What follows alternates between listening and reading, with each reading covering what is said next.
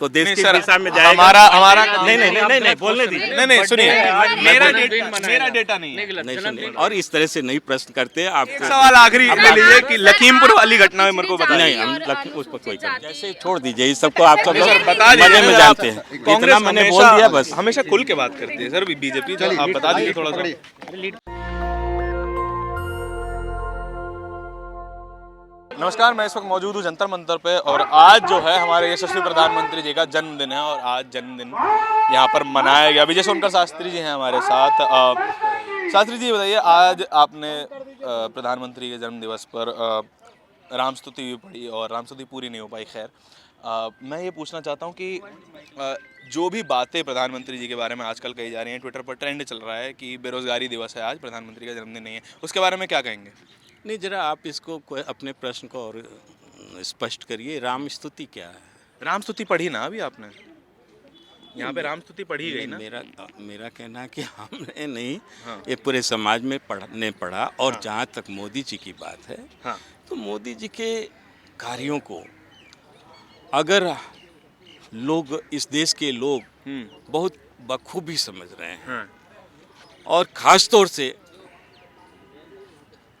दलित समाज, वनवासी समाज, अच्छा। पिछड़ा वर्ग, ये तो बहुत अच्छे ढंग से समझ रहा है। लेकिन अगर आप आज उनके मौके पर, तो मैं बस इतना ही कहना चाहूँगा कि उन्होंने जो कार्य किए हैं वो केवल देश में नहीं बल्कि दुनिया में। तो बेरोजगारी दिवस आज मेरी क्यों बात मना पहले रहे हैं पूरी लोग? कर लीजिए। ये तो ऐसे रोगी हैं जो दवा इसलिए नहीं खाना चाहते कि ठीक ना हो जाए, वो सच्चाई नहीं मान रहे हैं। अच्छा। वो मानते ही नहीं। क्या है सच्चाई सर? सच्चाई यही है कि मोदी जी ने इस देश की अर्थव्यवस्था को एक नया आयाम दिया, और वर्ल्ड बैंक ने तो हमारी ग्रोथ की रेटिंग भी घटा दी है। वर्ल्ड बैंक को छोड़िए, मैं आपको बता रहा हूँ, आज भारत की अर्थव्यवस्था रूस को, इंग्लैंड को, जर्मनी को भी पीछे छोड़ करके आगे निकली है, फ्रांस को भी पीछे छोड़ा है। तो इसको क्या आप समझते हैं? इसको रेटिंग नहीं मिलनी चाहिए? बिल्कुल मिलनी चाहिए। अच्छा, मैं बेरोजगारी आप बेरोजगारी पर प्रश्न किया। हाँ। आप बहुत जल्दीबाजी में है लगता हाँ, है, बताओ। और इस तरह से नहीं प्रश्न करते। आपको पूरी प्रश्न का उत्तर समझने की कोशिश करनी चाहिए, बड़े आराम से सब चीज़ सुनना बिल्कुल चाहिए। सर, मैं बिल्कुल सुनने इस को राजी देश, हूँ। अगर आज तो हम मोदी जी के जन्म दिवस पर बात करना चाहते थे, लेकिन हम जानते हैं कि आप क्या बात पूछना चाहते हैं। मैं बतलाना चाहता हूँ कि जरा आप देखिए ना कि देश में क्या ये बेरोजगारी जो है, जिसको जो लोग कह रहे हैं सो कॉल्ड बेरोजगारी, मैं नहीं समझता कि ये बेरोजगारी है।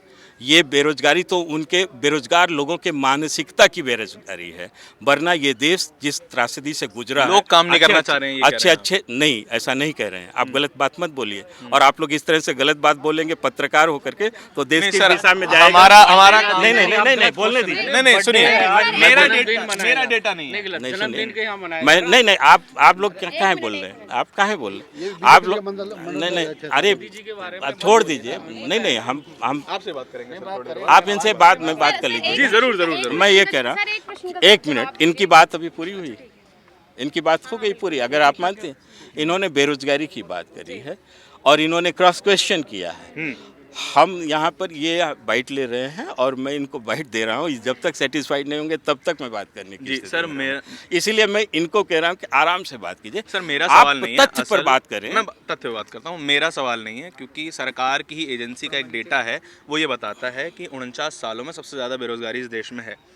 तो सरकार का डेटा है, मेरा डेटा नहीं है। सरकार जब ये बात कहती है, तब सवाल तो बनेंगे ना आपकी सरकार पर। देखिए, जरा आप उस डेटा को भी कंफर्म कर लीजिएगा। आप पढ़े लिखे व्यक्ति हैं। नेशनल स्टैटिस्टिक्स ब्यूरो है सर। गलत बात है, मुझे नहीं लगता कि इस प्रकार का कोई डेटा है। और सच्चाई तो ये है कि हम लोग समाज के बीच में रहते हैं। डेटा कहाँ से आता है, क्या नहीं आता है, लेकिन हम लोग ये जानते हैं कि आज देश के लोग खुश हैं। एक व्यक्ति के जीवन की गारंटी उसको आयुष योजना से अगर मिल रही है तो वो खुश है। एक व्यक्ति जिसको कभी रोशनी देखने को नहीं मिला और उसके घर में इलेक्ट्रिसिटी है तो वो खुश है। एक व्यक्ति ऐसा है जो बाहर जाकर शौचालय करता था, तरह तरह की दुर्घटनाओं का उसकी बहन बेटियां शिकार होती थी, आज शौचालय उनके घर के आंगन में है तो वो खुश है। और खुशी की इन सब पर्व को अगर आज देश की अभिव्यक्ति उनके जन्म दिवस के रूप में मना रही है, तो इसको अन्यथा न लें। लेकिन सर अब बस अभी करिए आप ना, अभी एक बहुत सारे सवाल लोग आखिरी हैं। ले लीजिए, बस करिए, आखिरी हो एक गया। सवाल अब ले लीजिए आपका सर। आखिरी सवाल, कभी घर पर आइएगा, चाय नाश्ता मैंने के एक साथ- सवाल आखिरी अब ले लीजिए कि लखीमपुर वाली घटना में मेरे को पिछड़ी बताइए। नहीं, हम जाति और लखीम- उस पर कोई अनुसूचित कमेंट जाति और आदिवासी जाति की बात कर रहे हैं, लोगों की बात कर रहे हैं, SC/ST की बात कर रहे हैं, लेकिन हमने देखा है जहां आज आपने प्रधानमंत्री नरेंद्र मोदी का जन्मदिन मनाया है, इसी जंतर मंतर पर कई ऐसे आदिवासी आए हैं, कई SC/ST के लोग आए हैं जो अपने हक की मांग के लिए आए हैं, जिनको रहने तक को जगह नहीं है। नहीं, ठीक आप कह रहे हैं, जानते हैं रहने तक की जगह की बात आप कह रही हैं ना, लेकिन इस देश में कुछ ऐसे लोग हैं जो सो कॉल्ड बहुत उच्च स्तर के विद्वान अपने को मानते हैं। जी। वो कहते हैं कि नहीं, SC/ST को डिस्टर्ब मत कीजिए, वो जैसे रह रहे हैं वैसे ही रहने दीजिए। यानी जो वनों में जंगलों में रह रहा है, जो नंगा घूम रहा है, उसको वैसे ही रखा जाए। ऐसी भी मानसिकता के लोग हैं इस देश में, इसलिए आप ऐसा मत करिए। ये यहाँ पर जो जंतर मंतर पर मोस्टली वही लोग आ रहे हैं जिनको भेजा जा रहा है, स्पॉन्सर। कौन भेज रहा है सर? कौन भेज रहा है सर? कौन स्पॉन्सर कर रहा है? मोदी विरोधी ताकतें, कौन है मोदी? जैसे बाहर सरकार के विरोध करने वाली ताकतें, जैसे? जैसे छोड़ दीजिए इस सबको, आप सब सर, बता दीजिए मजे में ना, जानते हैं। कांग्रेस इतना मैंने बोल दिया बस। हमेशा खुल के बात करती है सर बीजेपी, तो आप बता दीजिए थोड़ा सा। अरे भाई बस करो ना। नेशनल दस्तक की आपसे गुजारिश है कि अगर इसको बचाना चाहते हैं तो नेशनल दस्तक को सब्सक्राइब करने के लिए रेड कलर के सब्सक्राइब बटन को दबाएं, फिर बेल आइकन की घंटी दबाएं। नेशनल दस्तक को बचाने के लिए बहुत जरूरी है कि हर खबर को शेयर करें, लाइक करें, कमेंट जरूर करें।